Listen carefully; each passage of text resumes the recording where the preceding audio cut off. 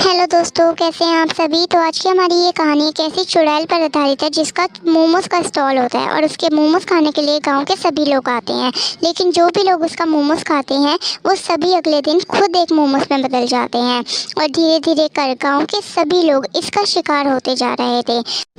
अब क्या होगा इन गांव वालों का, क्या इन गांव वालों को उस चुड़ैल से कोई बचा पाएगा या नहीं, जानने के लिए कहानी को शुरू करते हैं। कहानी की शुरुआत एक ऐसी औरत से होती है जिसको मोमोज खाने का बहुत शौक होता है। वो हमेशा मोमोज खाती है और इसी वजह से उसकी मौत हो जाती है, जिसकी वजह से वो चुड़ैल बन जाती है और कहती है, मेरी मौत जिस वजह से हुई है उस वजह से अब मैं सबको मार डालूंगी।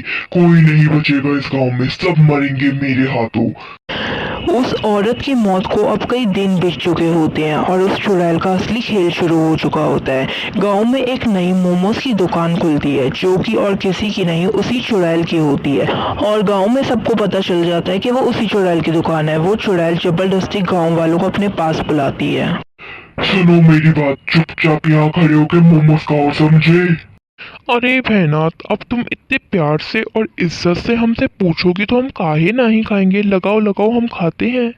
वो चुड़ैल उस आदमी को एक प्लेट भर मोमोज दे देती है और वो आदमी बड़े स्वाद लेके उन्हें खाता है और उसके पैसे उसे देकर वहाँ से चला जाता है और कहता है, बेवकूफ चुड़ैल कहीं की, इतने सस्ता माँ इतने सारे मोमोज खिलाए दे, मुझे तो बड़ा मजा आया। कुछ समय बाद उस चुड़ैल की दुकान पूरे गांव में मशहूर हो जाती है और गांव का हर व्यक्ति उस चुड़ैल के पास से मोमोज खाने लग जाता है। लेकिन इन सब के पीछे उस चुड़ैल का मकसद कुछ और ही था। आखिरकार ये लोग मेरे कब्जे में आ ही गए। इन्हें मुझ पे यकीन हो गया। अब मैं अपना असली खेल शुरू कर सकती हूँ। एक बार की बात है, शाम उस चुड़ैल के पास से मोमोज खाकर अपने घर वापस जा रहा होता है और ये प्लानिंग कर रहा होता है कि अब घर जाकर कुछ नहीं खाएगा कि तभी वो अपने घर पहुंचता है। उसकी माँ वहीं बैठकर उसका इंतजार कर रही होती है। अच्छा हुआ लल्ला, तू समय पर आ गया। मैंने तेरे लिए करेले का हलवा बनाया है, चल फटाफट खा ले गर्मा गर्म हलवा। ये करेले का हलवा खाने से अच्छा जहर ना खा लूं मैं, सारा मुंह का स्वाद बिगड़ जाएगा। बहाना मार देता हूँ। अरे माँ, आज तो मेरा उपवास है, मैं इसमें कड़वी चीजें नहीं खा सकता। एक काम करो, तुम ही खा लो और हाँ, आराम भी कर लो। मैं भी चलता हूँ अपने कमरे में सोने।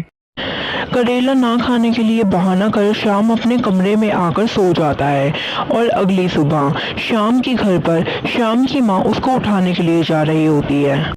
इतनी देरी तक तो शाम कभी नहीं सोता, कहीं बर्ड की वजह से बेहोश वेहोश तो नहीं हो गया, जाकर देखना पड़ेगा। शाम की माँ शाम को उठाने के लिए उसके कमरे में जाती है और कमरे में जाते ही वो चौंक जाती है क्योंकि शाम अब एक मोमोज बन चुका होता है। हे राम, ये क्या हो गया मेरे लल्ला को, ये क्या बन चुका है। हे भगवान, ये क्या हो गया इस बेचारे को। शाम की ऐसी हालत देख यशोदा जोर जोर से रोने लगती है और यशोदा की आवाज़ सुन पूरा गांव इकट्ठा हो जाता है और उसे शांत कराने लगता है। कुछ समय बाद पूरे गांव में शाम की इस हालत का पता चल जाता है और गांव के कई लोग इसके शिकार बन चुके होते हैं। इन सब के बावजूद रामू उस चुड़ैल के यहाँ पर मोमोज खाने के लिए जाता है और वहाँ से अपने घर के लिए लौट रहा होता है। उसके घर पर उसकी पत्नी उसका इंतजार कर रही होती है, जिससे रामू कहता है, अरे भाग्यवान, यहाँ बैठे बैठे किसका इंतजार कर रही हो? भूतों का इंतजार कर रही हूँ। आपको पता नहीं है हमारे घर में कुछ भूत रहते हैं जो रात के समय देरी से आते हैं। समझ गया, ताने कसना बंद करो। चलो जल्दी से चल के सो जाते हैं, आज तो बड़ी थकान हो रही है सच में।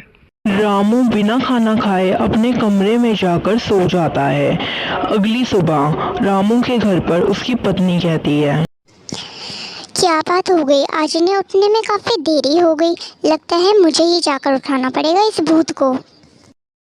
रामू की पत्नी रामू को उठाने के लिए उसके कमरे में जाती है और रामू को मोमोज बना देख समझ जाती है कि रामू भी मोमोज का शिकार हो गया और जोर जोर से रोने लग जाती है। और रामू के मोमोज बनने की खबर भी पूरे गांव में फैल जाती है और गांव के कुछ लोग रामू की पत्नी से मिलने के लिए उसके घर पर जाते हैं और उससे कहते हैं, रामू भैया के बारे में सुनकर बड़ा दुख हुआ बहन। ये सब हो कैसे गया, भैया मोमोज बन कैसे गए? पता नहीं बहन, रात को तो अच्छा खासा इंसान बनकर ही सोए थे, पता नहीं सुबह मोमोज कैसे बन गए। गांव के कई और लोग भी उनकी तरह ही मोमोज बन गए। इन सब के पीछे जरूर किसी का हाथ है। सही कहा बेटा तुमने, मेरा लल्ला भी बाकी लोगों की तरह मोमोज बन गया। मुझे तो लगता है इन सब के पीछे ज़रूर उस चुड़ैल मोमोज वाली का हाथ होगा। जब से वो गांव में आई है और मोमोज बेचना शुरू करा है, तब से ही ऐसा हो रहा है। सही कहा तुमने, उसकी मौत भी ज्यादा मोमोज खाने की वजह से ही हुई थी। हो सकता है इन सब के पीछे उसी का हाथ हो। अगर ऐसा है तो हमें कुछ ना कुछ ज़रूर करना होगा, नहीं तो सब लोग इसकी चपेट में आ जाएंगे। मैं गुरुजी को जानती हूँ, तुम सब मेरे साथ चलो। वो सब गुरुजी के आश्रम के लिए निकल जाते हैं और गुरुजी के आश्रम में आते हैं। तब गुरुजी उन सभी से कहते हैं, क्या बात है बच्चों, तुम सब एक साथ यहाँ पर? सब कुछ ठीक तो है? कुछ हुआ है क्या गांव में? कुछ भी ठीक नहीं है गुरुजी। रामू रामू मोमोज बन गया। गुरुजी, गांव के सभी लोगों का ये हाल है। एक एक करके हर कोई इसका शिकार हो रहा है। अब आप ही बताइए, हम क्या करें, कैसे बचें इनसे? मैं सब समझ गया। इन सभी के पीछे उस चुड़ैल का हाथ है। वो बदला लेना चाहती है तुम सभी से, इसीलिए ऐसा कर रही है।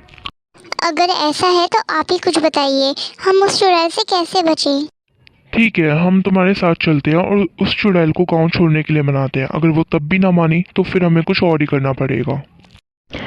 गांव के सभी लोग गुरुजी के साथ मिलकर उस चुड़ैल के पास जाते हैं। गुरुजी उस चुड़ैल के पास जाते हैं और उससे कहते हैं, दुष्ट, क्यों तंग कर रही है यहाँ के लोगों को? चली जा यहाँ से। इन्होंने तेरा क्या बिगाड़ा है? मैं यहाँ से कहीं नहीं जाऊंगी जब तक मैं इस गांव के एक एक बंदे को नहीं मार देती। तब तक मैं यहाँ से कहीं नहीं जाऊंगी। मैं भी इसी गांव में मरी थी। तो तू इस तरह से नहीं मानेगी। लगता है अब मुझे ही कुछ करना पड़ेगा। गुरुजी कुछ मंत्र पढ़ते हैं, जिसके बाद उस चुड़ैल में और उसके स्टॉल में आग लग जाती है। जिसके बाद वो चुड़ैल चिल्लाती रह जाती है, पर उसकी मदद कोई नहीं करता। और इसी तरह उस चुड़ैल उस आग की लपेटों में आकर भस्म हो जाती है और गांव वाले पहले की तरह फिर से शांति से रहने लग जाते हैं और चुड़ैल का किस्सा खत्म हो जाता है। अगर आपको मेरी कहानी थोड़ी सी भी पसंद आए तो प्लीज़ प्लीज़ मेरे चैनल को सब्सक्राइब करें और इस चैनल को और आगे बढ़ाएं।